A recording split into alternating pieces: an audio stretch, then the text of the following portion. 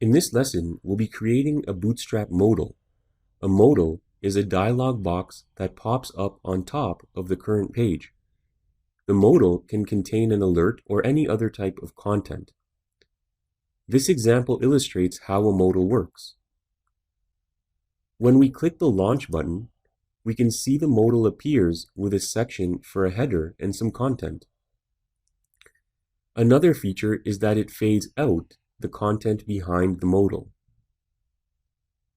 To exit the modal, we can click anywhere outside the modal or press the Close button.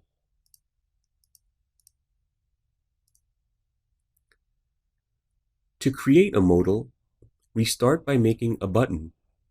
The button must have a data toggle attribute set to modal.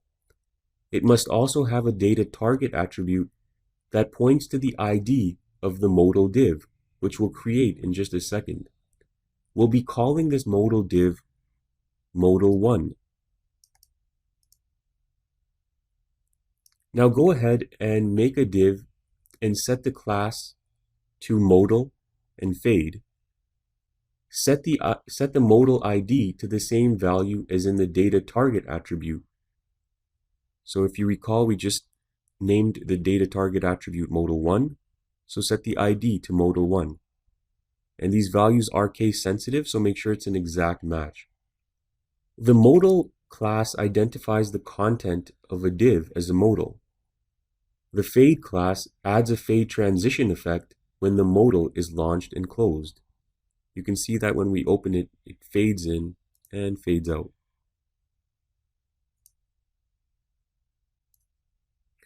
Next, we create another div and set the class to modal dialog. The modal dialog class sets the proper width and margin of the modal.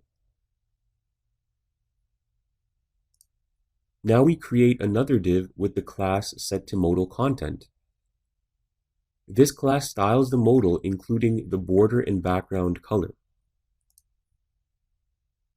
Inside this div, we create a div with the class set to modal header.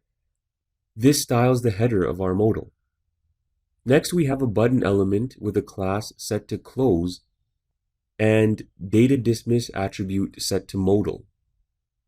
This button syntax is for the X at the top right corner of the modal, located here. The close class styles the close button. The data dismiss attribute closes the modal. We then have our header inside an H4 element with the class set to modal title. The modal title class styles the header content. Next, we have a div with the class set to modal body. This class styles the body content of the modal. So what you see displayed here. Lastly, we have a div with the class set to modal footer. The modal footer class styles the footer content of the modal. We've also included a standard button in the footer with a data dismiss attribute. And this again will close the button when clicked. And so that's all there is to it. Once you've finished typing in your code, just save your file and refresh your browser, and your modal should work.